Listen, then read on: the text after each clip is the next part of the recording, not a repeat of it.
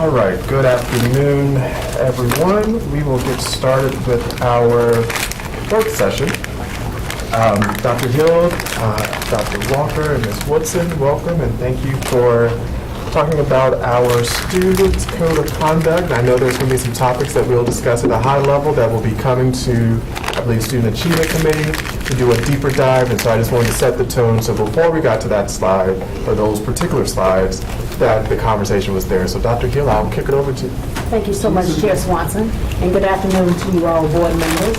This afternoon, we do have Mr. Jamal Woods, who's with us, and he serves as our director for due process. Sorry, Mr. Woods. I don't see that often, so I never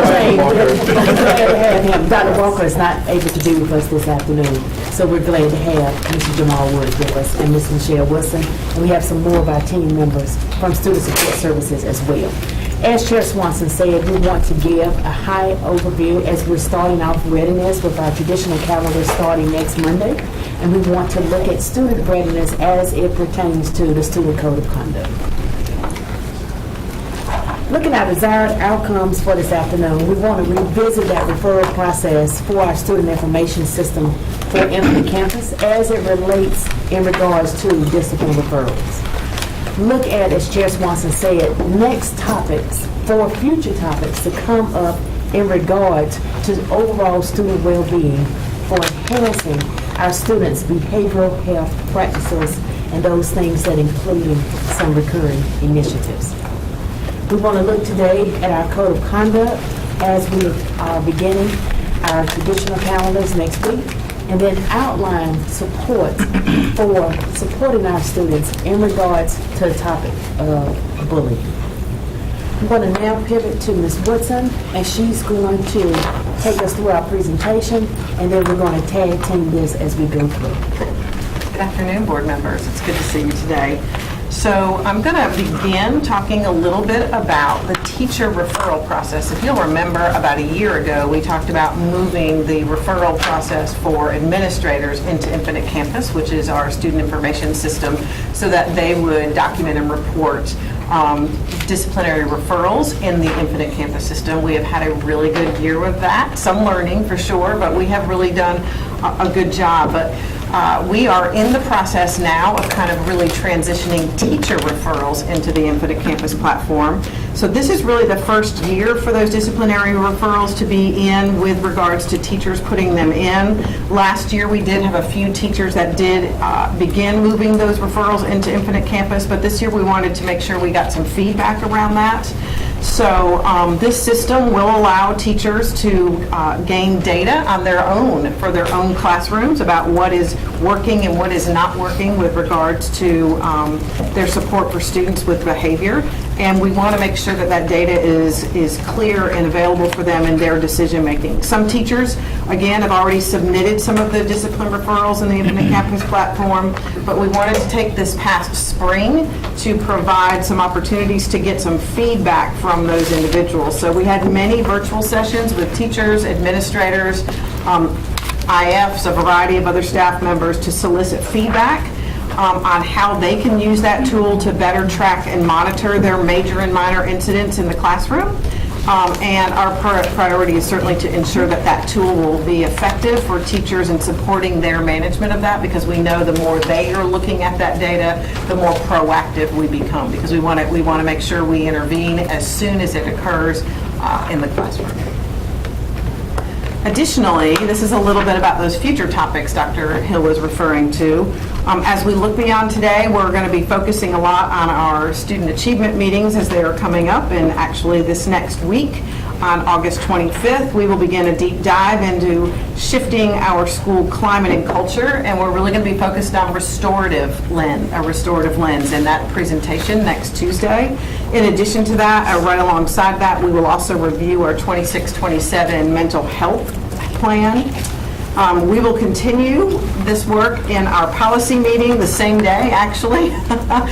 We'll be talking about the appeals policy, Policy 4300, during the policy meeting on the 25th. And then we will continue to provide additional information as we're looking at the student achievement meeting for January 26th. We'll be talking again every winter. We have brought to you a presentation around our disciplinary practices and the interventions that are associated with those. So this is just a little bit of a forecast of what is coming. I'm going to turn this over to Mr. Jamal Woods, who is going to share more about the Code of Conduct itself. All right, great. Thank you, Michelle, and thank you, Chair Swanson, and Vice Chair Hershey, and all of the board members. Good afternoon to you all. And so I'm not going to read for you word for word what's on the slides, because of course it's uploaded in your Assembly. You can read it at your leisure, but I do want to have some high-level conversation with you about the world of due process, where we come from and what we do. And so compliance is the baseline, but accountability and partnership are the goal. General Statute 115C 390.2 requires us as a school district to publish discipline policies, but for parents, a handbook that is handed out on day one is just paper unless it is used to create real transparency. Now, board policies must guarantee three things: plain language clarity so that families actually understand the expectations, strong emphasis on in-classroom non-exclusionary interventions, so OSS isn't always the default answer to minor behaviors, and a shift from viewing parent signatures as legal compliance to treating them as a genuine two-way contract of trust between home and the school. Now, we have the applicability of the Code of Student Conduct and parent notifications. Now, this policy sets two vital boundaries, where the school's authority reaches and when parents must be brought into the loop. So while it gives administrators the necessary jurisdiction over off-campus and online behaviors that impact school safety, parents' absolute clarity on where that line is drawn and they expect immediate, reliable communication when the moment a disciplinary line is crossed. Now, board policy must ensure that off-campus reach is applied with objective fairness, that parent notification isn't treated as a best effort courtesy, but as an immediate, non-negotiable step in supporting student behavior. Now, Policy 4309 establishes a clear philosophy that discipline is meant to correct behavior and not just collect consequences.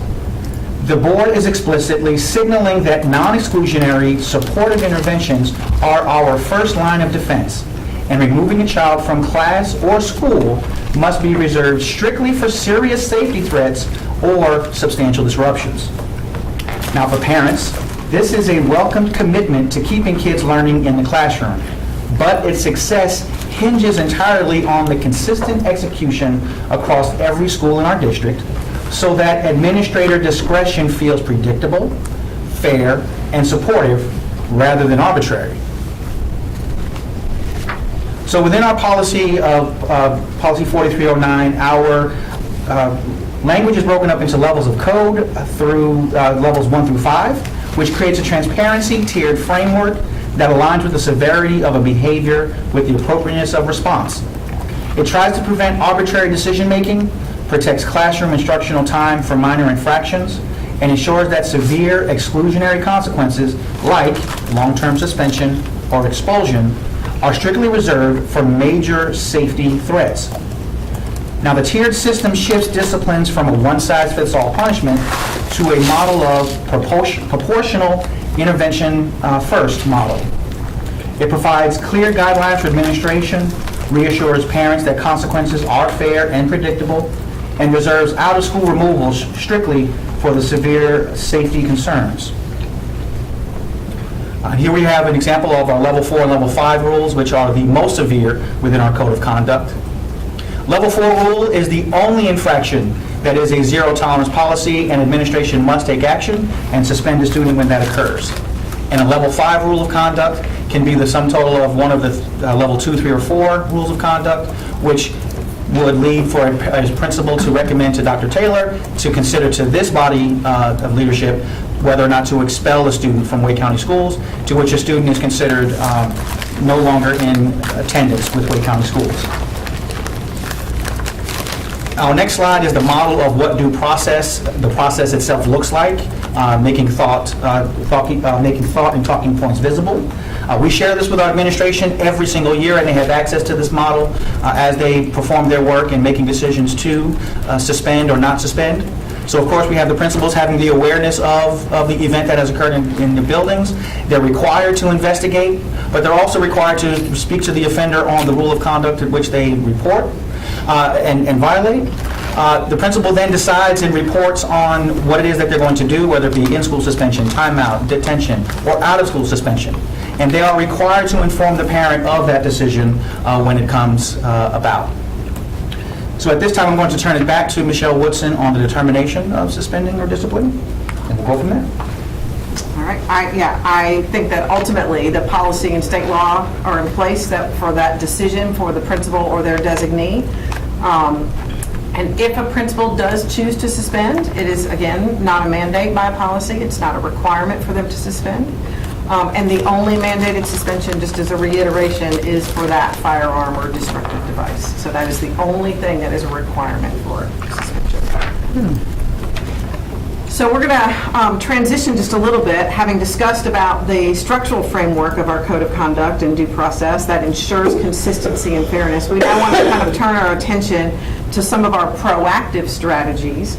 And the code of conduct certainly provides the necessary boundaries for accountability, but we recognize that true school safety is built long before a disciplinary incident occurs. We are committed to a balanced approach, one that combines clear expectations with robust support systems to foster empathy, social emotional skills, and a positive school culture. So we want to today highlight some of these strategies that we are using to proactively support students with regards to the topic of bullying. And I'm actually going to start at the bottom and go up. We do, and most of you have seen, every May we present the district-wide bullying prevention videos. We do those every single year during Bullying Prevention Month, which we have highlighted here in the next rung up. That we do celebrate that in October. We try to make sure that we have groups and organizations and students involved in paying attention to bullying awareness. How do we know about what that is? What do we do as a result of that? Second step is our social emotional curriculum, and in that curriculum, in every single grade level, K through 12, it does address bullying within that, so there are explicit lessons embedded within that curriculum around bullying. In addition to that, we do have additional classroom lessons that our Counseling and Student Services Department has available if they are teaching to an entire group of students or even in a small group. We also have explicit counseling lessons available for students if they're wanting having small group lessons around bullying. Of course, that is always with parent permission. And then there is, in addition to that, individual counseling available to our students who may be struggling with bullying or addressing bullying situations in their environment. And with that, we will take a pause and certainly answer any questions or discussion you may have. Great, thank you for diving into this. And, again, this is high level because we'll do a deeper dive into this at the upcoming Student Achievement Committee meeting. So I'd start Vice Chair Hershey, Ms. Edmonds, and Dr. Ng. Heck, I'll just go around the table. That's how we'll go. So, Chair, for clarity, we should not get into like a level 1-2 type question. You want us to save that for student achievement?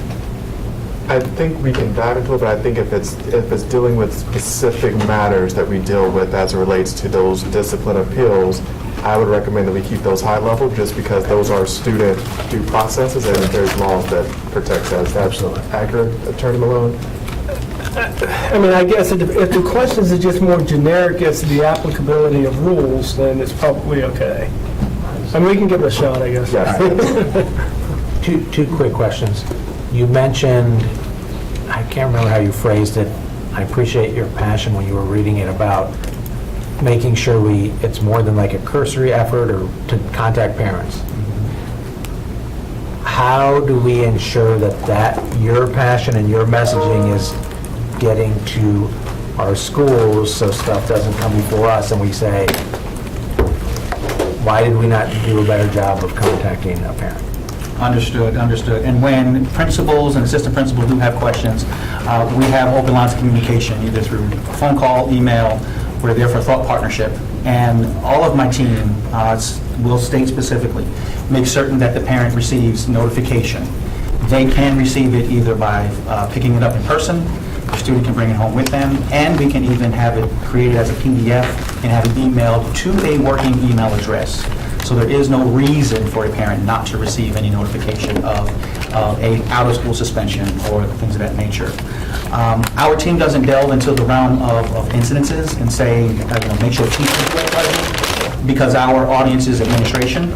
But when they do call us, and in our trainings, in fact, this past summer, we've had at least 5 or 6 trainings so far, we constantly lift up the fact that our expectation is that parents are notified in writing of consequence. My only other comment on this for now, talking about the different levels of suspensions and that sort of thing. Yeah, I look at level 1-2, the mutual respect. And I know we try not to suspend those sorts of things, but if I'm on a football field, which I will be Friday night, and I get cussed at, that player is gone immediately and probably suspended at least one other game by the state, if not 2. And so I'm wondering if we are doing enough when we keep that as level 1. I know we want to keep students in there, but where do we find that balance where there is actual mutual respect and our teachers are feeling supported? And, if a student does cuss at somebody, to me, that they got to be removed from the classroom, at least at that moment. I'll take a stab at what you're asking. I think I'm going to be addressing what you're asking, but there's no doubt that some of that is up to interpretation of the teacher that may be receiving it, a referee who may be receiving it, right, first of all. But I agree with you, and certainly if it is repeated. So even what we would call a level 1 can elevate if it is continual and repeated. And we want to make sure that that does happen. I don't think any of us want a classroom environment, school environment where a teacher does not feel safe or respected in their workplace. But we also want to make sure we teach children along the way what is the way to go about doing this and the most healthy process for them to be able to get to where they need to go. I will say that it gives me a lot of pause when you say if it's repeated, because as an official, if it happens once, gone. If they cuss at each other a little bit, teammates, that's different. But the moment you cuss at an official or a teacher, I don't believe it should be if they did it once, if they did it multiple times, then it becomes a problem. I just think once you cross that line, that is a definitive line one time, then you can kind of perhaps correct behavior. But I don't love that we kind of go towards multiple on that. From my perspective, that's a comment. I'll just leave it at that. Ms. Evans? So I knew this was coming to policy next week. I didn't know it was coming to student achievement, and I'm a little concerned. It seems to me that it'd be better to have that in reverse, that the discussion at student achievement happen first, because that might inform the edits that we make to policy. I don't expect you to address that right this second, but I did want to say that with all of you staff in the room, and not just huddle up with Ms. Gordon and board leadership. I don't know if it's possible for us to swap those times. Anyway, I don't want to give Ms. Allen any heartache, but I really think that's knowing that that's coming just an hour, right after our policy discussion gives me a little. So is it your recommendation that you pull that one and pause that policy, or? No, because my understanding in prepping for the policy meeting next week was that staff really wants to get this in place because of the start of the school year. I literally mean if it's at all possible to have maybe move student achievement to 1 o'clock and policy to 3 o'clock. And we don't, we can come back, we can circle Well, I back. want to address it now since you Oh, sure. start off at the table Sure. while Ms. Allen is. What are your thoughts, Dr. Tell? Is it possible or you know? I mean, I don't know what you're bringing to student achievement. I knew what was, I just want to make sure if there's any calendar shifts, Sure. getting Ms. Allen's voice Yeah. because she's the one. Yeah. Yes. Yeah. So, yes, if there's a quorum and that's something that needs to be, as long as you have a quorum for your committee, right. and Ms. Gordon, if you can get a quorum for yours, then we can swap those times. And that'll be reflected on the calendar that go out. And I know we don't on Friday. finalize anything in committee. No, well, but- this one, it has to get finalized because it's swapping calendars, so that means it's going to Yes. impact the posting that it had to go out on Friday, so. I meant with next week voting, like, we wouldn't vote on anything formally, adopt any new policy on Tuesday. That's what I meant. But yeah, thank you. Thank you. Yes, thank you. I always look through the eyes of our kids with special needs. And my one concern about the student due process steps in terms of the investigation part is how successful are we in be able to get information from a certain students that may not have the ability to communicate their experiences, what they went through, or have accuracy in terms of conveying the information. And of course, also, at which step should the parents be involved in being notified of a child that has special needs? I don't want our parent to be notified after the staff has already, asked the question when the parents didn't know about it. That's where I don't know if there's a flexibility in the sequence of the steps that you take. But I certainly think that our kids that have difficulty communicating their experiences may need a little bit more of a difference in the way we approach things. Just my take on it. And then secondly, in terms of what Mr. Hershey was talking about, I think it's a philosophical discussion that we have here in terms of, what outcomes can change behaviors. I know that we want to keep our kids in class at as much as we can, but then there are, we know that behavior, human nature is that, if you can get away with it, you will keep on pushing. And how do you, how much can a teacher take in terms of a behavior, because they know that the student knows that they can push a little bit more. So that's something that we should have a frank conversation on. So that's it. I agree. I think there's also many factors that goes into that, whether a kid has not had food or they didn't have a great Sure. living conditions. Like I had to make sure before I came out here, I took a Snickers bar, so I'm not hangry. And that's just me practicing and being self-conscious. And for students, they're still learning those soft skills. And so maybe at their family, fussing and cussing is what they see, and they may think that's appropriate, and that may not be. So it's a lot of factors that has to go into that. And I hear what you're saying, but I just wanted to add another layer to that. And Ms. Rice, and then Thank you. I love these topics. Advocacy around student discipline has always been something that I've done over the years. There are a couple of things that I love that you said, and thank you, Chair Swanson, for bringing up those points, so now I won't have to. But I did hear you, there's a couple of things that I think that you said that's very important. You're working on restorative practices and training staff around that. And then the other part is the only mandate for a suspension is firearm. And I think with you all talking about restorative practice and understanding that one statement the only mandate for suspension is a firearm. So a principal does not, yes, they just said it, a principal, and I heard it very loud and clear, a principal does not have to suspend unless it is a firearm.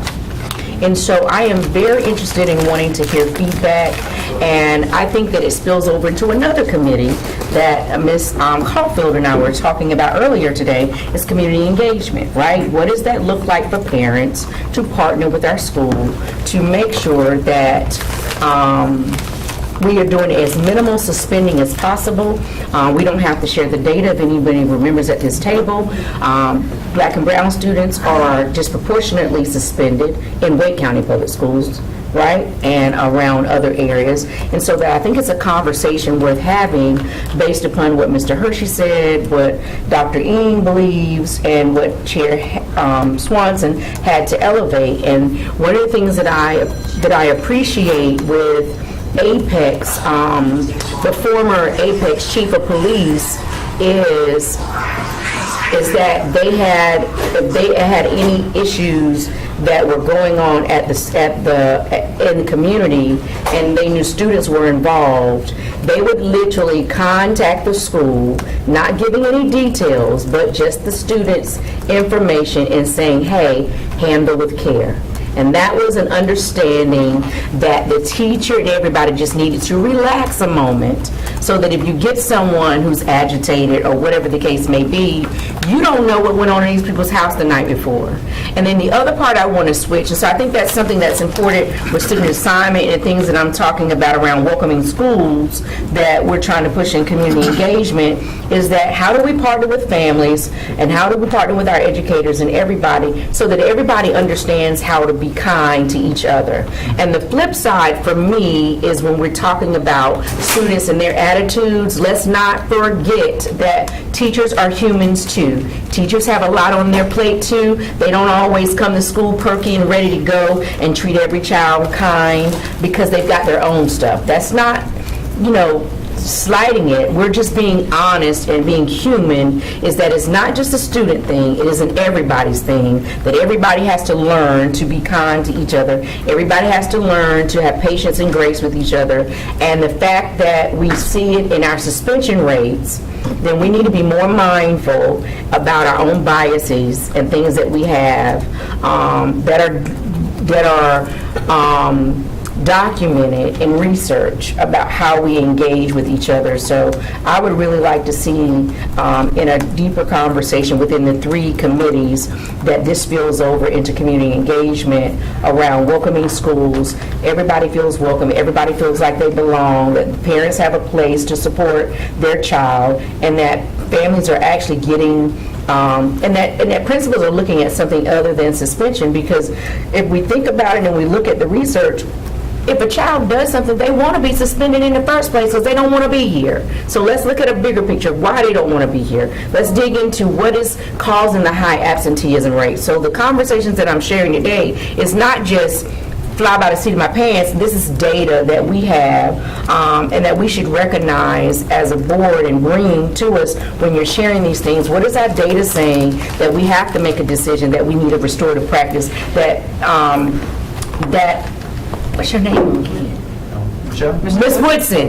That Ms. Woodson and her team feels like, why do we need to practice restorative justice work, right?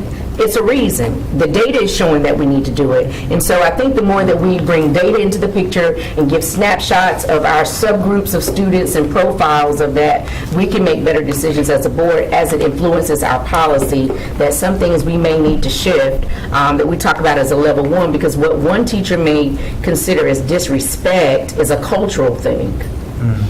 And unless you're from the culture, you don't see it as disrespect. You see it, first of all, data shows with us behavior-wise, if students respond rudely and disrespectful, it's not the question of they need to get out. The next question is to ask is, why? What's wrong? Not what's your problem. No, what's wrong? That's just the behavioralism of a child that misbehaves. is saying there's a problem, something's wrong, that's their way of crying out for help. So I appreciate the work that you all are doing and the way that you're looking at things and the way that if there's a way in policy to push for principals to understand, because that's not been the thought process in the district. You don't have to suspend. It's a choice. And I think that's something that we need to look at more, considering our absenteeism rates and things of that nature and the suspension rates that we already have amongst black students. Thank you for your work. I appreciate it. Thank you. I know this is a topic that could justify a whole day or more worth of meetings, so I'm going to be very brief. One thing that we've observed over the years is that I think sometimes we could do a little bit more with staff training at the school level in terms of compliance with our due process policy. We'll run into situations where issues have come up and the situation has risen to us in an appeal because policy was not necessarily followed correctly. And that's something that we can improve. The second thing is, and this is going back, I'm not sure exactly which changes will be brought to policy, but an issue that we've identified in past years that really does need urgent addressing are problems with due process and the bullying policy, where right now the policy is structured, and I think the idea was a good idea, but it's initiated by the victim of bullying. But depending on what happens with the policy, then you could have an order basically instituting discipline against a student who has had no hearing and has in effect received no due process. And that's just a structural flaw in how we set up the policy.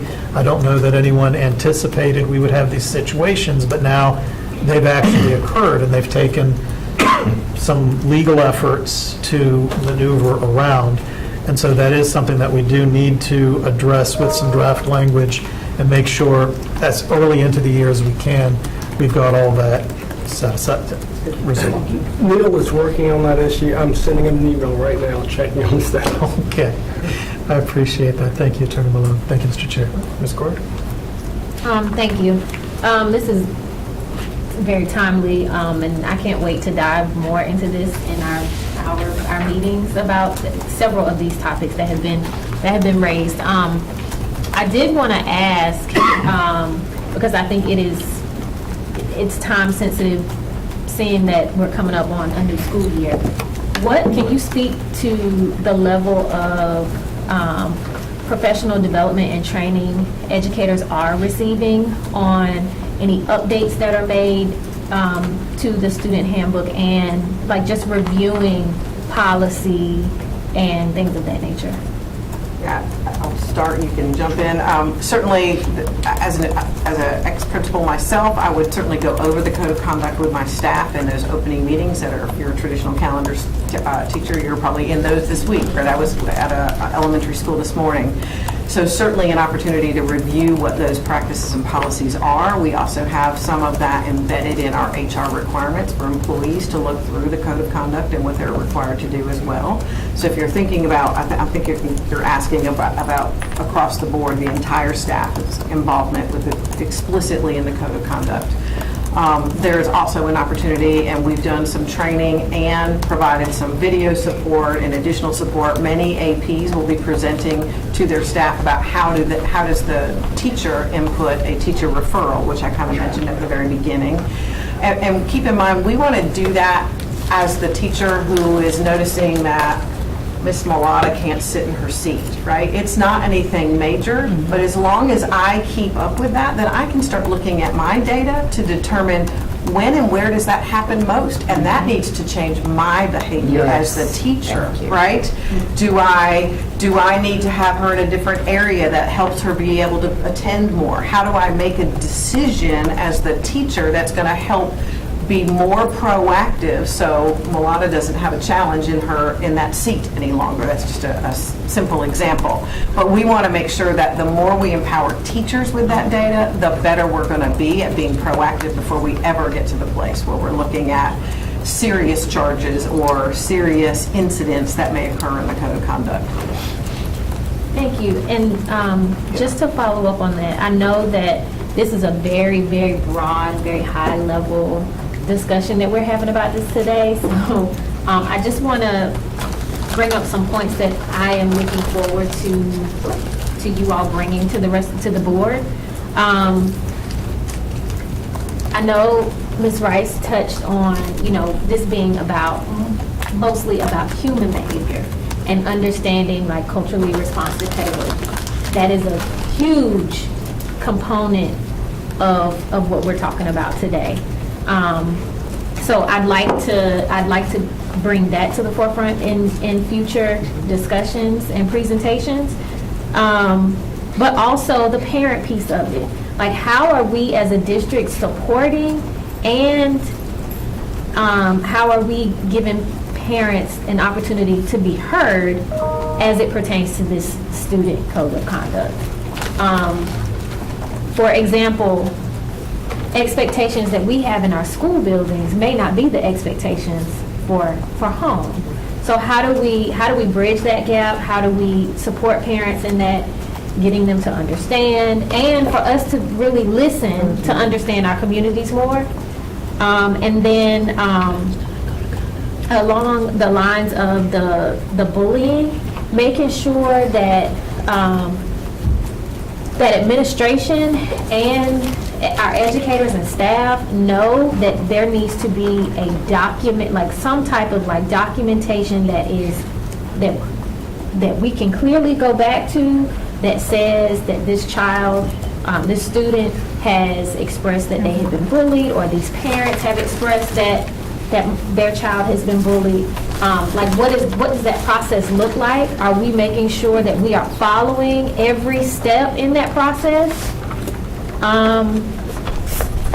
And then just understanding, I think we have reached a huge epidemic of the lack of empathy for our students. So this is, again, another bigger conversation about social emotional learning and understanding that we are in the business of helping and supporting and guiding children. They are going to make mistakes. They are supposed to.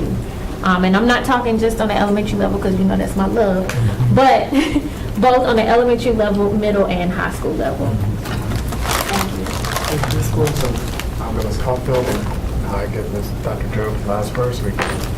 I just have a couple of quick questions and then something. The forms that we send out at the beginning of the school year, do we still do that where we collect all of the parents' data? Talking about just demographic information. Yeah, Trying to the get- phone numbers, emergency, who to contact, so we still do all that, right? And I saw in here that we say may require. Shouldn't that be mandatory? There's so many reasons why we should have their updated information, emergencies, all that stuff. We do hear that a lot in the meetings, that we don't have the parents' information, or we try to reach, or we may attempt to reach. But if we have the updated, most people, parents, do not change their phone numbers on a regular basis. It's quite a process to do that, especially with business and everything else. I'm not saying you don't have it. Okay, okay, all right. Just leave that alone. So I'm just saying it might be better for us to make sure that it is mandatory, that it has to come back. And I know that might put some on the teacher or the front office, but just having that complete information, I think if we're better with that, we're better with communication and being able to reach the parents. And that, I know we're going to speak more about bullying, but that is one thing that I had a concern about, is what are we doing to the child who is receiving this treatment, who is getting bullied, and how are we supporting their parents when those situations come up? And if we need to talk about it, that's something we're going to be speaking about in committee, I can hold off on that. Yes, because we're... So we wanted just to go and let you know what we're doing on the preventive side and supporting our students. But we know, as we were talking, that that's going to be a much deeper conversation that we need to bring back, and how to give that support for those families as well as for the students who are receiving it. Okay, so I'm just going to make a comment here. I've been on this board for 4 years, and from day one, I've been trying to get that bullying to come to this table. We keep saying we're going to bring it That's to why the we're teasing it table. out today, and when I shared with Dr. Hill and when we did when the vice chair and I shared with them that this is what we want to bring forward. So that's why we have the quarterly forecast, which is talking about what those works are, and so we can bring these items to the table. So I've been when are hearing, when well, is- it's going before the committee as it's indicated, and then once the policy that needs to be addressed has to be addressed, but it will be resolved. This is staff giving them high level to talk about bullying, but also hopefully letting families know too that bullying cannot just rely on the school as well. It takes a community approach, and parents also have to have conversations about how to be a good neighbor to your peers.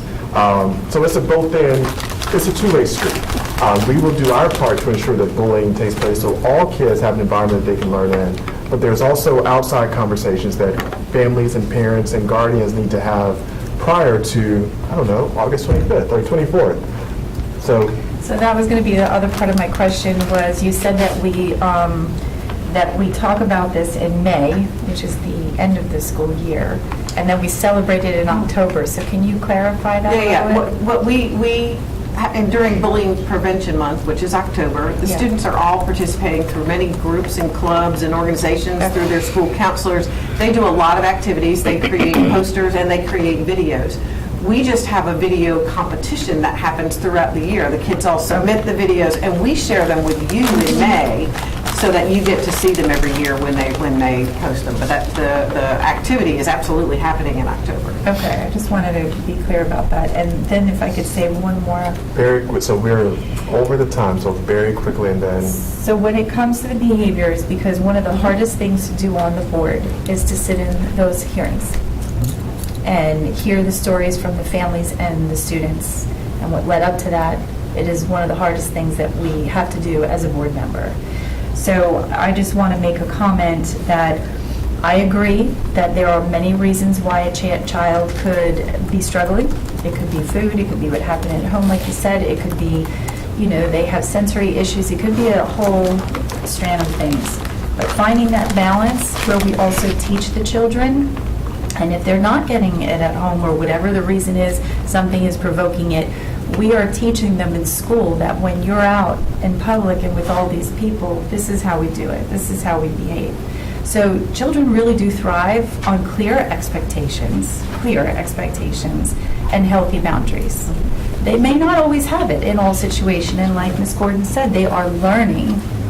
But the comments that were said, and I agree with Sam, that when you make it very clear, this is not the language we use, this is not the behavior we use, we don't hurt people like that. Having those things, and I know you mentioned SEL, but we have to have clear boundaries for our students. And this is the biggest thing that I hear from either bus drivers, mostly teachers, that they don't feel like they have the support from administration because it's happening in their classroom, it's happening to them. I met a teacher who has a really big, I don't know what you call it, like a hemorrhage on her calf that the doctor said will never go away. She got it years ago from a student in elementary school. I mean, these situations are real for these teachers. So when we talk about retention and we talk about behaviors, when these kids get out into the real world, I mean, that was elementary school, so hopefully that kid has kind of, ironed some things out. But when we get to high school, they're about to enter the real world where they're going to wind up with a whole lot of trouble if they do that behavior. So I understand talking to the kids and trying to meet them where they're at, but we also have to have some healthy boundaries so that they understand that this is not how we do it. But let's show you how we do it. thank you. And I know we are well over, and I'll, Dr. Jobe, I know you've been patient. Literally 20 seconds. Thank you very much for everything you said here. I just want to make sure in the student achievement section, we have a discussion about bathrooms on the agenda, because it was noted in the security and safety, how students really find them to be the most unsafe places in the building for a variety of reasons, and I think we need to talk about that. Thank you. That's it. All right, so thank you. And I know if there's any additional questions, Dr. Hill, if board members could share those with you so we can have a great discussion at the next meeting. So I want to thank you all for bringing this forward, and appreciate the work that's going into it. And as we tee out these conversations, also putting the expectation that this is, again, a two-way street where we need parents to have those tough conversations so students can understand as well as teachers being aware of the work that has to go through. But I'm a sole believer in just being a former high school teacher that responsibility solely does not fall on the teacher. And when you build those relationships, those positive relationships, you can see some changes in behavior. So we'll transition to our Board Advisory Committee councils. Thank you all. And we are going to have an abbreviated discussion for time purposes, so we can get to our emergency preparedness and hopefully get into closed session to dive deeper into the emergency preparedness conversation. So I am going to welcome Ms. Allen and Ms. Fields, and we're going to triple team this topic and go from there. And so, as you all know, our Board Advisory Committee committees are outlined in policy, which is 2331, and which kind of highlights all of the roles of the Board Advisory Committees. This conversation, why this is being brought to work sessions, because we had a meeting which we meet with the Board Advisory chairs twice a year according to policy, and at the last Board Advisory Committee meeting, the Board Advisory chairs had shared that they wanted some consistencies amongst topics, amongst appointments, and making sure that they're in the know about big topic issues such as the AI policy, and making sure that whatever topics we're bringing forward, there's some alignment across there. So I'm going to start with the document that Ms. Fields created and give some overview. But before I do that, Ms. Allen, did I miss anything from that BAC chair? I have not thus far. Okay. You're doing great. Thank you, Ms. Allen. And so I just wanted to say, Ms. Allen has been holding down the Board Advisory Committee updates and meeting with the chairs, and so now that work will shift to Ms. Fields. So Ms. Fields will be the point of contact for our Board Advisory Committee chairs, as well as getting this form to and from them. So Ms. Fields, if you want to talk us through the form. Yeah, so it's pretty much the same. We just made some adjustments based on what our board advisory chairs were requesting. And actually, Chair Swanson made the suggestion to change naming the child from the first name and last name to just the first initial and last name for privacy concerns, as these do get uploaded to Simply. The chairs requested that we move the board signature line down past the office use only, because a lot of principals or the nominees themselves were signing there. Just cleans up the form and makes it easier. The chairs of the Board Advisory Council's biggest request was to change the way the form works for the terms. It's a term of up to 3 years into policy, and they've asked that we make it 1 academic year on the form with the option to renew up to 3 years on the same form without having to fill out a new form or it lasting and then they move out of that school and then there's confusion over who represents. So. And to that, the form is already fillable. Board members can either at your VAC meetings scan those forms and email them directly to Ms. Fields so they can get taken care of. And we want to just make sure we're consistent by requiring a wet signature, so therefore everything is consistent. So that was what we had shared with the Board Advisory Committee chairs, and so I will open up the questions for the form, and then we'll get into, it's another form that goes with this, the expectation that goes along with this as well, that's uploaded to Simply. Just so Board Advisory Committee parents, this is for the chairs, excuse me, I'm looking at this incorrectly. This is for the chairs, but we'll pause and just stick with the form, and then I'll go to the chair's form later. Just one small correction, that form is for everybody, not just the chair, but the chair on the top helps us know which BAC in case we need that information to load it to the correct roster. Thank you, Ms. Allen. I was looking to you to make sure I had that correctly. I know, I was catching Yes. So with this particular form here, which is also in Simply, lays out what the duties and the expectations are for the Board Advisory Committee members. So it talks about, which is an ordinance with Board Policy 2331, serving up to 3 years, the BAC meeting posting dates, what to be engaged in, and just so when folks are joining the Board Advisory Committee meetings, they're not joining blindly. So I will pause on to discuss these 2 items, and then we'll dive a little bit deeper into policy 2331. I lift up a couple of things. So I saw Mr. Hegarty, was that a hand? Just a quick clarification. You talked about the wet signature, but I know we have a fillable form. So, Is a wet signature going to be required just of board members? yes, just for board members. So the parents can, whoever you appoint can still be there, but the wet signature at the bottom where it says board member's Yeah. signature will still need to be a wet signature. So if you get those at your VAC meetings, they can fill them out, scan those forms back to Ms. Fields. Ms. Fields can print those out for us and then place them or give them to us at a committee meeting, work session with your signature so they can be uploaded into Assembly. Okay, thank you. Ms. Edmonds. So they don't, if we want to do a 3-year term, we just fill it out here? Right, so we're not getting rid of the 3-year term. The Board Advisory Right. Committee Chair just said, instead of having them to refill out the form or having some confusion, at the bottom of the form that Ms. Fields has created, it says a reappointment date Yes. up 3 different times, so that will still have that 3-year time frame, but it would just go into 3 years academic versus the academic school year versus if we signed it today, some confusion around when that 3 years starts. So we want to make it consistent across the board. But all the board member has to do is inform you? Yeah, you would just need to, we do a wet initial, where it says board member initial on that reappointment date. So just I the see. beginning of the academic year, if you would just, I can print it out for you if you tell me who it is, or you can Gotcha. bring it to me. Okay. Thanks. Ms. Board Member Rice, sorry. Thank you so much for fillable forms. You know, I love great administration. I just have one question. I was scamming through policy. Is there any particular reason why on our form, I've noticed that forever, why do we have spouse on this form when it's for the individual person? I can understand occupation, possibly employer type of thing, but why spouse? I never knew that. It's always been on that form. I know. We also made it so that there were no conflicts of interest at the time. Okay. Go for Madam it. Chair, have Mr. Rice, anything? that was the only justification I ever knew for it, was like if a spouse of somebody like worked for the district or worked for a vendor, it could get into some like legal issues with the appointment, but that's the only reason I know.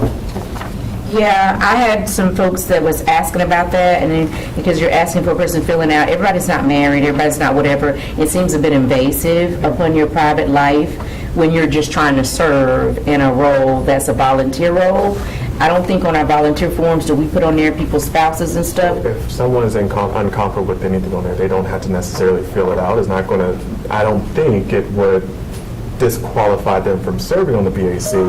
But when I raised the question as well with Ms. Allen, this has been a practice that to ensure there was no conflicts of interest. But I hear exactly what you're saying. Yeah, I still don't understand the conflict, but I get what you all saying. I think we should still change it. But the other part is, can we, on the other form, can we make that fillable? Talking about the expectations Yes. form. Sure. Yeah, I would love, if we can get everything fillable, it would just make my life easy for the next 2 years. That is Not a problem.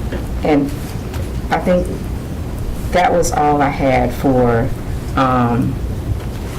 about the fillable form. Yes, thank you. But, so I can just tell people they don't have to fill it out. Some people just be asking. I still don't understand y'all point, but it's okay. Hey, if they don't want to fill it out, they don't have to fill it out. As long as you got your signature and your board advisory chair is indicate that they are there to serve, that is water in the bridge, and we'll get them on your BAC so they can keep doing great things in District 4. I can't wait y'all today.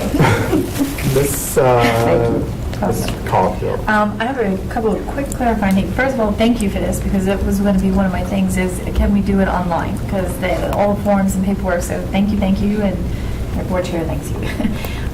Who is considered the council leadership? Is that going to be us, the chair, In regards to. or you? In regards to. One of the, I think it was on the policy, said something about council chair. So I was going over with my board chair just to see if like she had any Under suggestions. council leadership, section F. I think Well, it that's the was. policy yet. We were just on the form. What did you say? But we were just on the form. I haven't got to the policy yet because there's. Oh, okay, I'm sorry, I'll hold off on that then.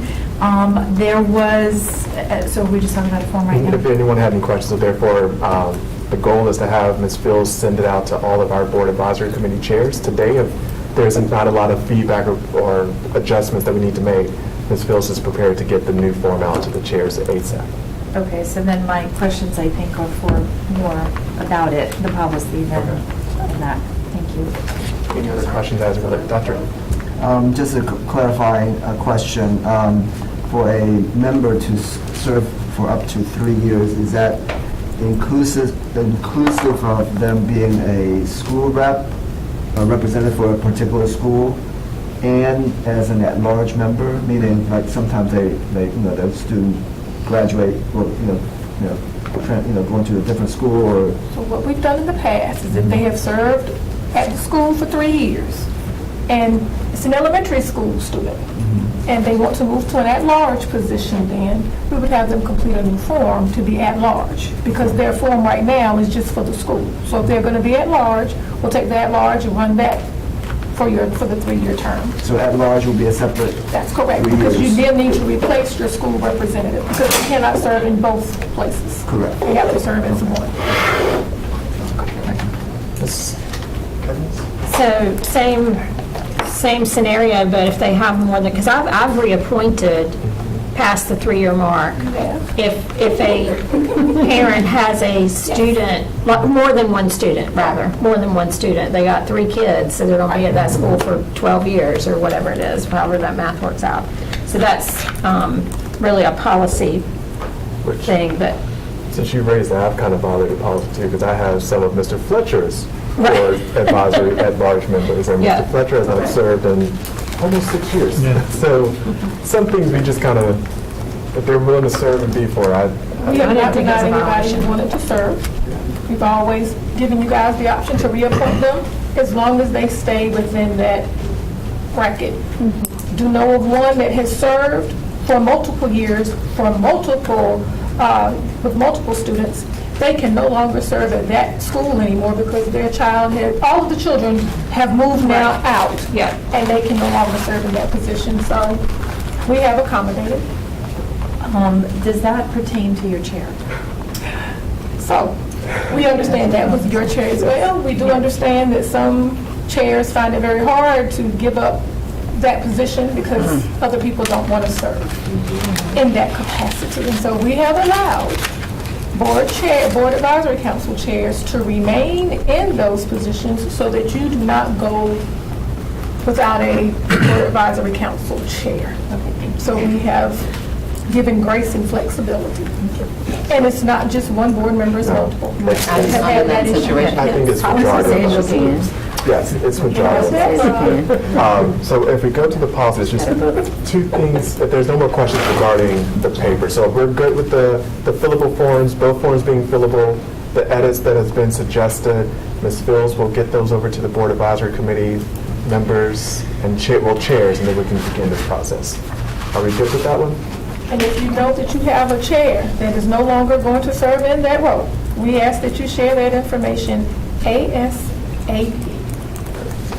So there's just 2 things that we wanted to highlight that the Board Advisory Committee chairs have lifted up to as it relates to policy.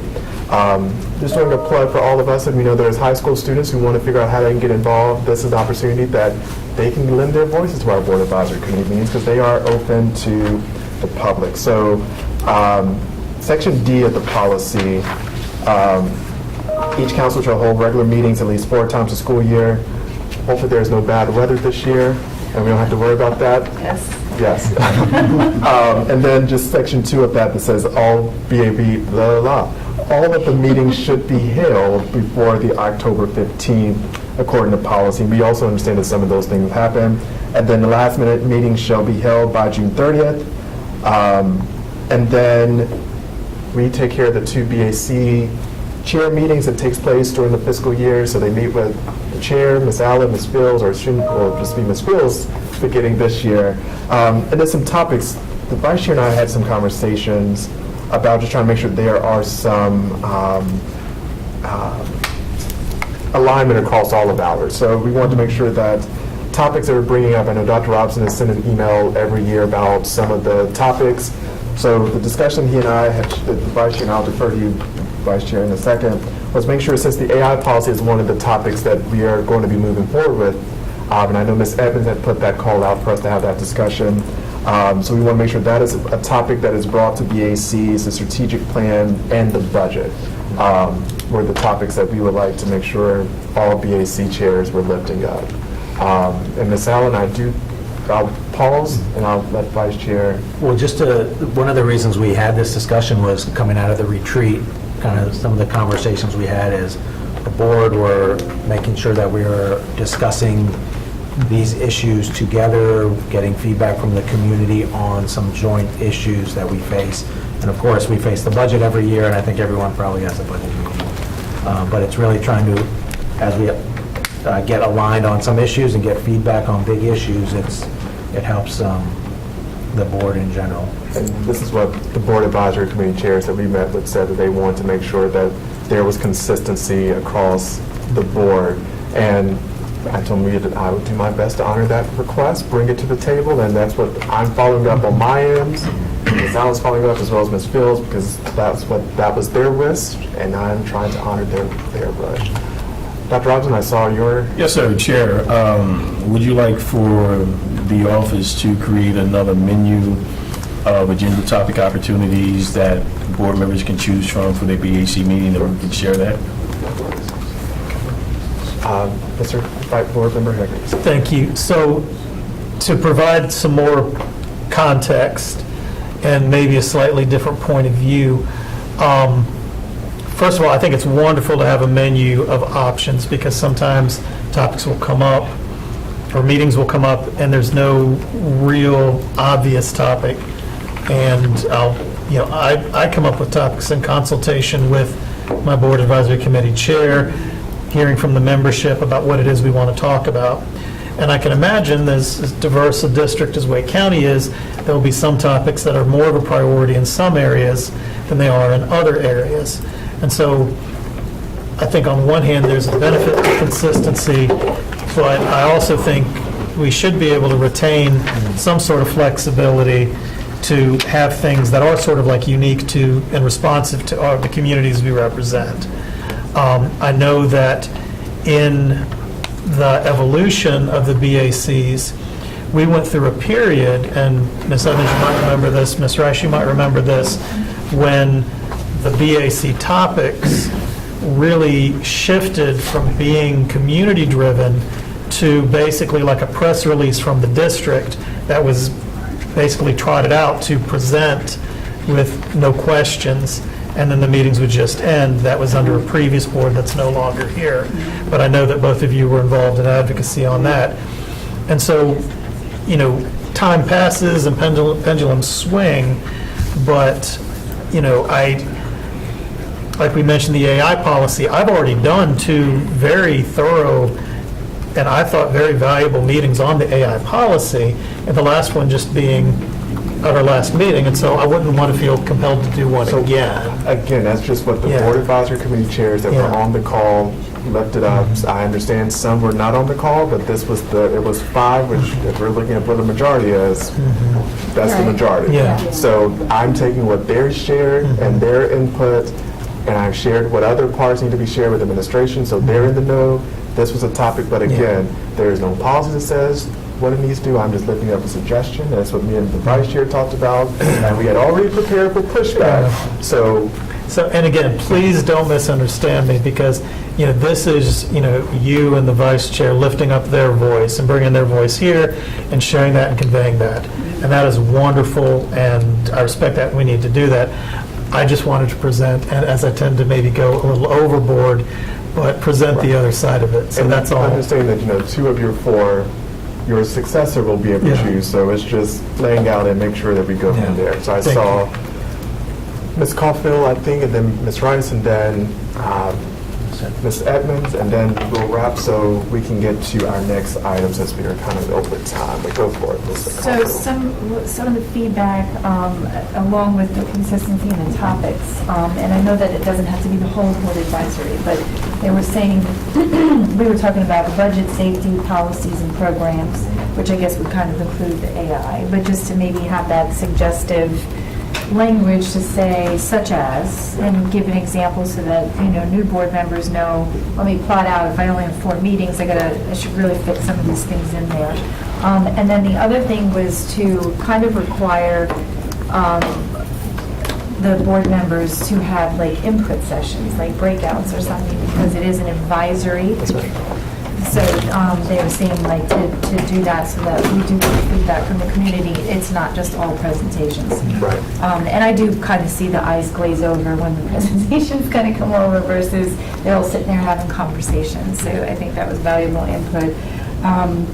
The one thing I wanted to ask, and now I didn't write where it was, is we talked in the policy, it talks about that you're required to have the schedule of the 4 meetings up front in the beginning of the year.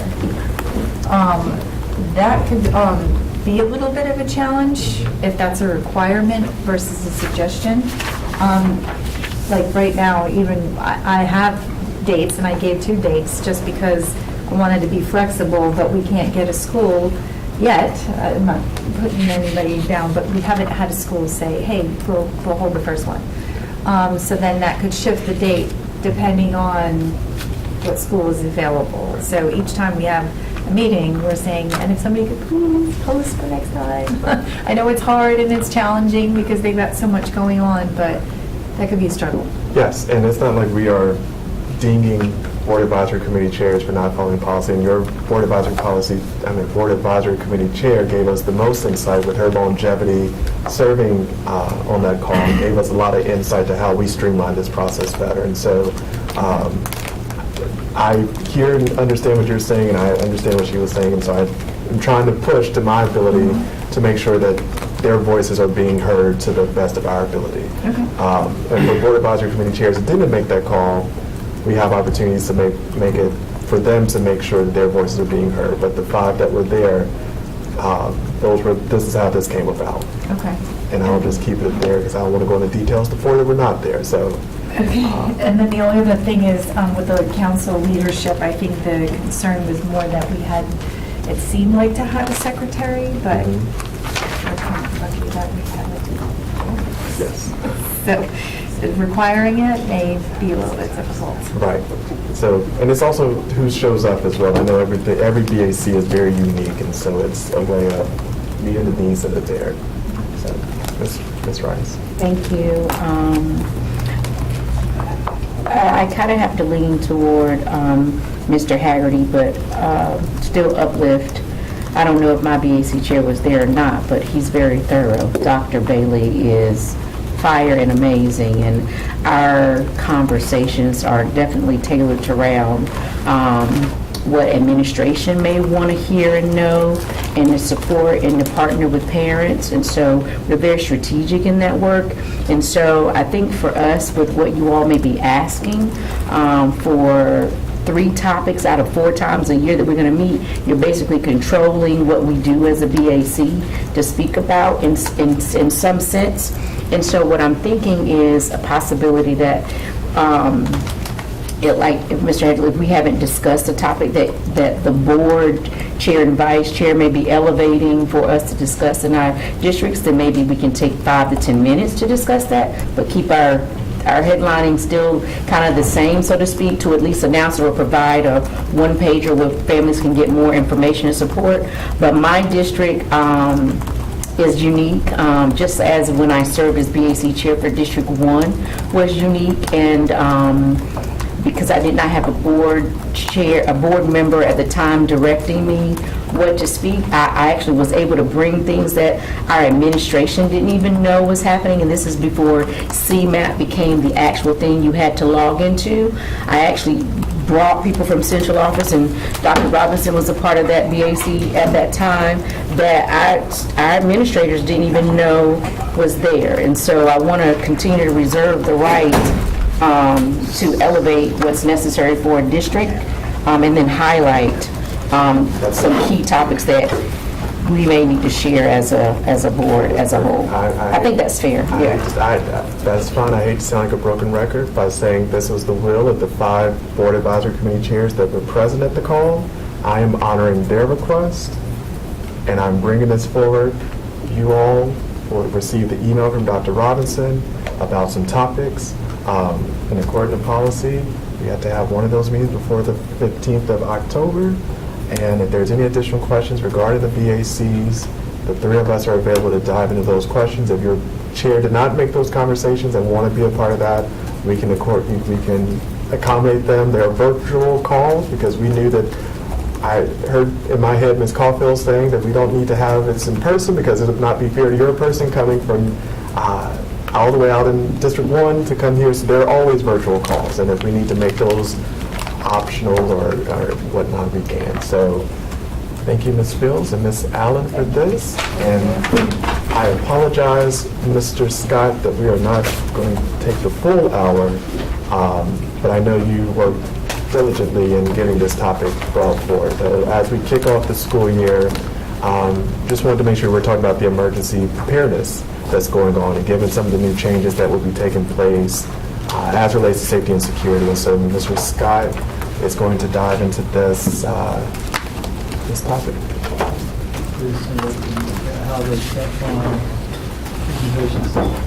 Chief will do us coming to assist you, so you don't have to stress about that. Thank you.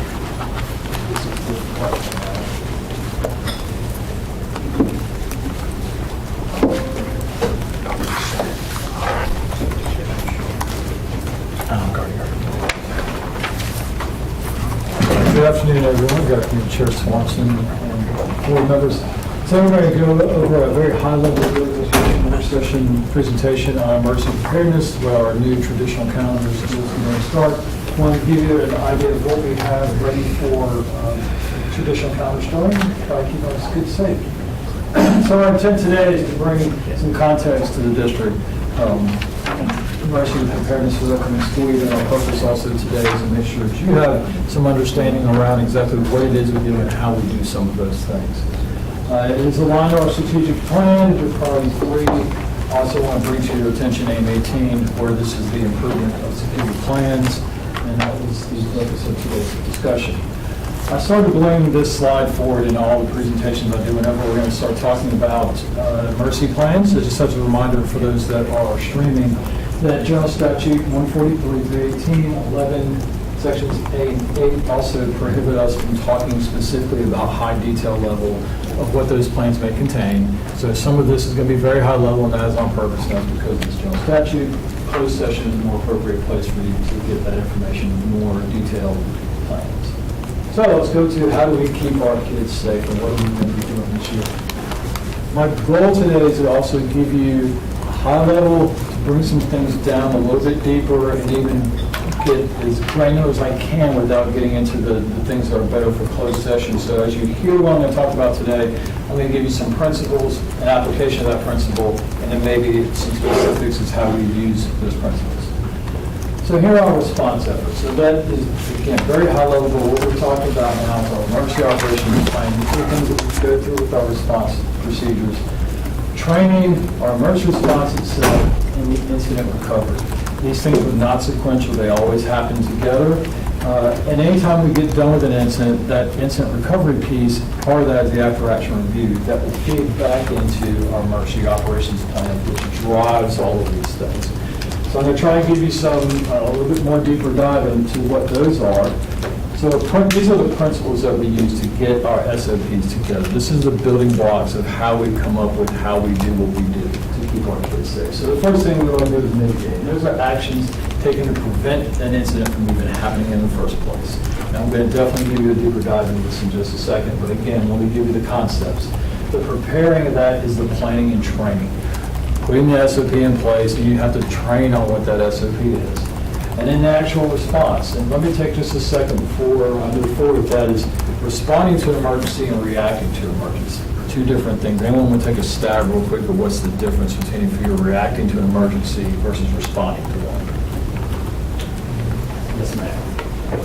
I think reacting would be just, would come from not being prepared. Like, Bingo. yeah, so responding is following the preparedness plan you had, reacting is like just trying to come up with it on the spot. You're ready to come work with us. Thank you so much. So what we're looking at here is when you're reacting to an emergency, that's when you don't have a plan, you're just reacting to something happening. It's a lockdown, you don't have a plan, you're trying to just build that plane and fly at the same time, which you all know is not a good concept. So what you're going to hear me say a lot about today is responding. We respond in Wake County Schools to things, so that means we have a plan and how we execute what we're doing. So So again, actions taken during an incident, that's that response model. And then again, we talked about recovery. That's where we're going to get things back to normal and also learn from what just happened. So a little bit deeper dive into how do we apply those principles we just talked about. And I'll just take one incident. We'll call this the active assailant incident, which is formerly called the active shooter thing. So just best practice now is we actually call that the active assailant. It's not active shooter anymore. So mitigation is the same principles we talked about before, so how do we apply those? So to mitigate that incident, we're going to make sure that we have things like all of our doors have the consistent door locking hardware and doors have locks on them that actually work. Moving into that preparedness piece is we establish a lockdown process. So that's going to be that protocol that we put into place and we train and practice on it. Next is that response model. So we've got to remember we're not reacting, we're responding. So we have a process in place. So when the incident actually happens, we're responding to it. That response is the standard response protocol that we're moving to this year. And then once all that is done, we want to try to recover from that incident, which is lifting a lockdown, communicating with staff, communicating with families, what has happened, and of course, if it's a major incident, we look to do an after-action review. So as I spoke about before, in that recovery phase, whatever has happened, we can then bring it back here and try to apply to these principles of mitigating, preparing, and responding. So that brings us, segue greatly into our incident response protocol. This is not new. The board's heard me talk about this several times, but in that our staff is being trained heavily on this right now. I want to make sure we just bring back a quick reminder. This will be replacing the old Code Red and Code Yellow procedures. This will be the standard way that we respond to things going forward. There's 5 distinct actions. It's plain speak. It gets us away from using those codes and colors and things that you have to remember. It's going to give you a command such as lockdown followed by lock sites outside. So it's an action verb with a command behind it in plain speak. And again, our staff is being trained on this as we speak. So now we talked about kind of some principles and building blocks to get to some specific things. Let's talk a little about some of those specifics. RAVE, we've had for the 24-25 school year. That's just another layer of how staff can communicate with 911. It is an application. It's not something that they have to wear. We've used it. We'll use some data in just a second on what it is or the amount of use that we've had with it. But this, I think, is one of the great things that we brought forward recently to give staff another way to respond and to work with managing an emergency. We pulled a little bit of 12-month data from RAVE. So I'm going to go kind of quickly about this is just showing you a little bit about how it's been working. If the board remembers, when we brought RAVE forward, probably what I told you, I think, was that it's a new process and it's not mandatory for you to download it on your phone. But what I anticipated happening was that we would see greater participation, and that has come into fruition because as we use it and as we're using it in drills, staff is becoming aware of what it is and they're seeing the value in what RAVE brings to us. So right now we've got 5,432 people who have downloaded the application, who can now two-way interface with the command center when activation happens. 14,000 have enrolled, so they're getting information via text message or email through employee self-service, which is a great thing for us. We've had 144 teleactivations. One of the things that we're very proud of is that we're using it in drills. I think that's part of what has made us unique with other districts I've talked to that have RAVE and don't necessarily use it for drilling purposes, but I think it builds that muscle memory with our staff when things happen that they know, oh wait, I've got my phone, it's got this RAVE, we can hit this, and it communicates with 911, it communicates with the security office. So that, using it, I think, for drills, we've had 25 just in the last 12 months where people have actually used it when we've had an incident, which I think, again, for 1 year, I'm happy with these numbers. I think they're going to grow next year. A breakdown of those 25 things, or what's here, these are the things that we've been experiencing as far as how we're using them.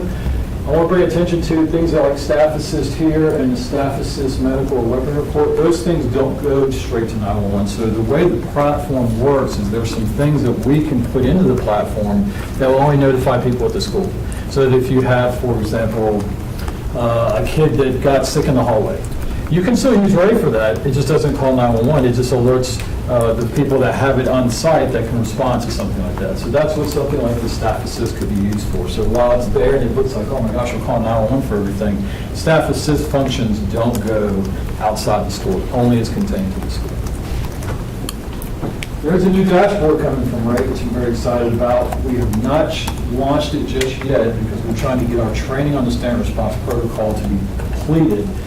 But what is going to happen soon is Ray and the standard response protocol are going to blend themselves together, and you're going to replace the action buttons with the standard response protocol, which I think is a good thing, because instead of worrying about having a whole bunch of buttons for individual incidents, this now is going to blend our emergency response with what our teachers are trained for, instead of worrying about what type of incident is it, and let me figure out a button to use. Much more simplistic to do this.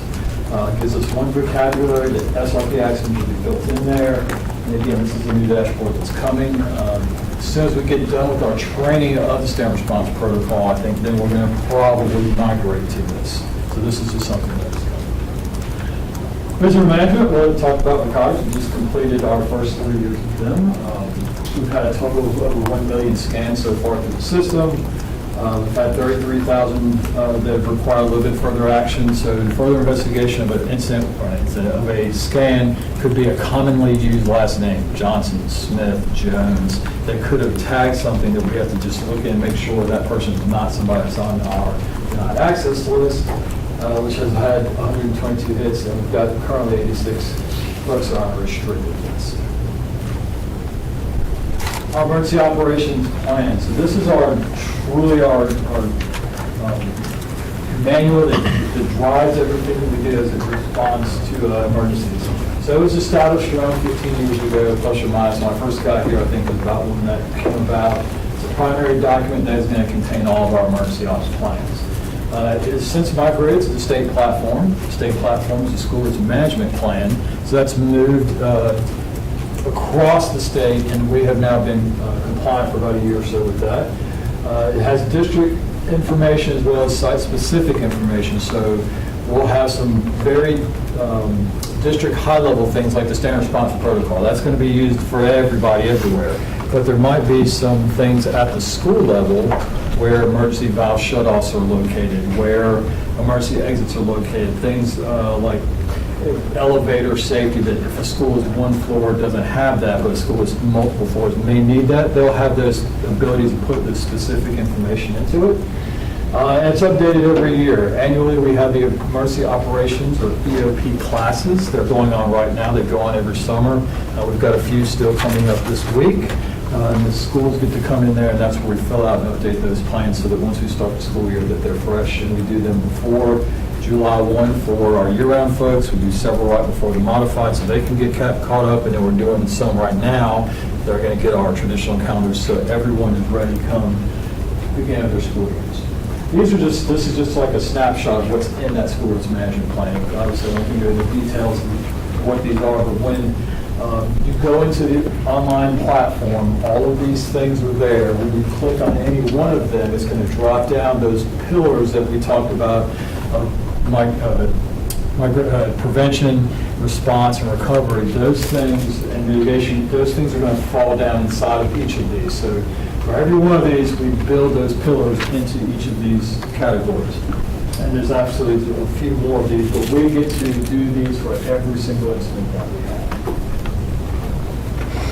As large event security planning, this is a document we're very proud of. It's an in-house created thing by our department.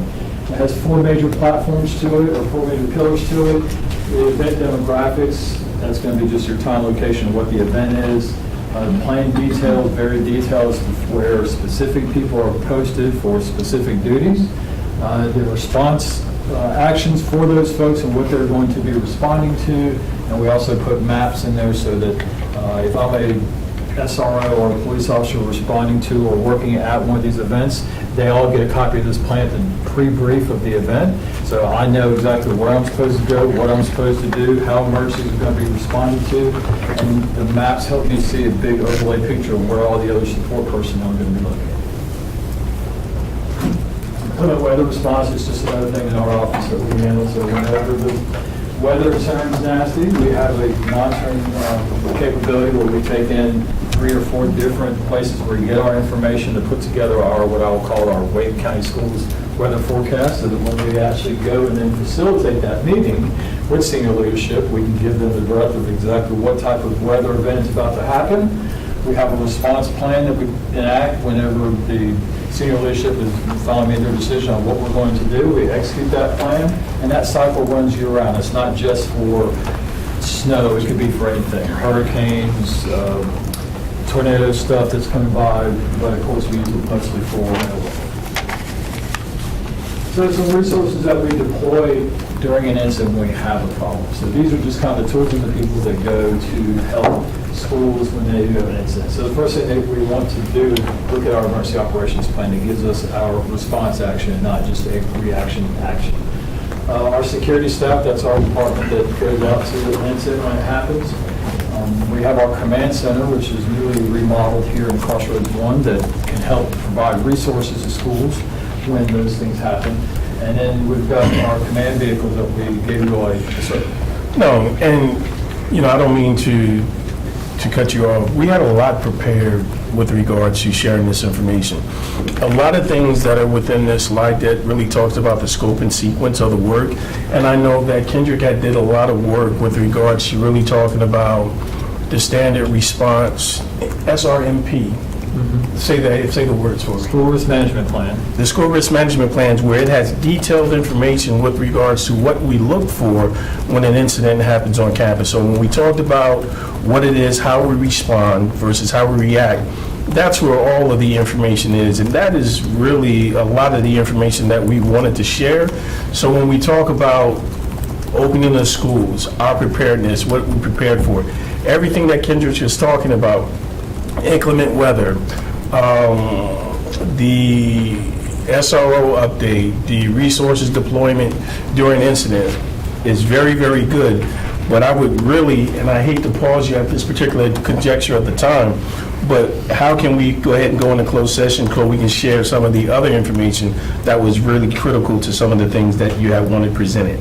Sure. So, thank you, because I do know a lot of the work that you said is in closed session, and we'll be able to answer those questions in closed session. So I'll read this and then entertain a motion unless there's questions thus far regarding this, but if not, I think the question that we want to dive into will be in closed session.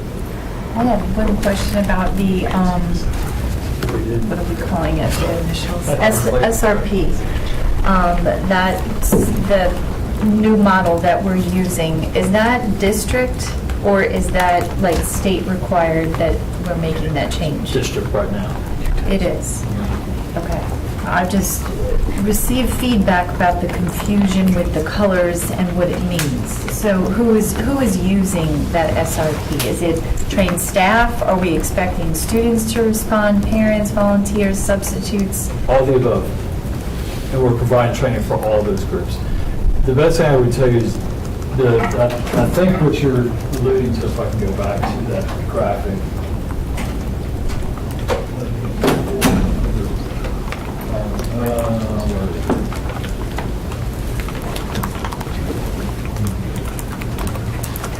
This. Yes. This is just a graphic. Don't pay attention to the colors. It's the best way I can tell you. It's word and action. The fact that this picture is red is not really. It could be blue, green, orange. But red to the eye means stop, danger, stop, something's going on. Green means go. I've got some funny feedback on what people think those things are. It's just marking so that you can see it. I mean, we could take this away and just make the lots a color, but it's not that this is red to mean anything. This is just a marking, it's just a picture. What you want to concentrate on is the word lockdown and then the statement below. Right, but in elementary school, some of these kids can't read some of those words. Oh, no, they won't be seeing, this is just, they're not going to be, elementary kids aren't getting that. Okay, so that's why I was wondering who is actually utilizing that? That picture is just for this presentation. It won't be like, show this to an elementary kid who remembers the code red. Okay, so are these posters going to be around school? There are some, yes. And we're giving, every staff member will have, I don't think I have with me, but they'll have a card that will just have the words, not this graphic, just have the words. Okay, I'm just, I know we're trying to go into closed session, so I'm just going to be really quick that I think that when you have the graphic, you have the color, it sends a message, and it's, when you're in emergency mode, clear and swift, like somebody understands what they're looking at.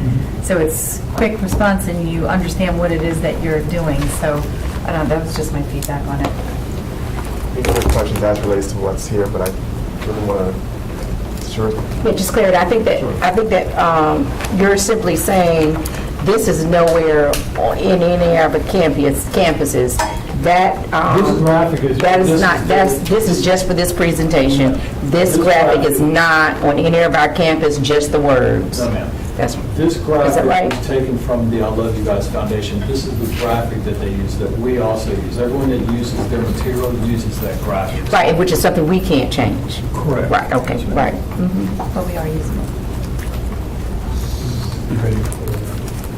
I can't, we're going to close Yeah, we're session. finished here. Who asked So me? I'll entertain a motion to, well, let me read the motion, then I'll report. To formulate plans related to the prevention of school violence let me redo this. To formulate plans related to the prevention of school violence through the development of emergency plans under North Carolina General Statute 143-318.1188, and to consider confidential personnel matters regarding, that's also under general statute, and to consider the confidential student information under GS 115C402 and the Family Education Rights and Privacy Act, and to consult with the Board Attorney to preserve the client-attorney privilege, to consult with the Board Attorney to preserve attorney-client privilege as relates to provided in GS 143-318. That'll be the motion. I'll clean up a little bit, Mr. Malone, if that's okay. So moved. All right, this is the motion. Is there a second? Second. All right. All those in favor of going to closed session for the reasons stated on the agenda, let it be known by the sign of aye. Aye. Opposed, same signs. The ayes have it. We're in closed session.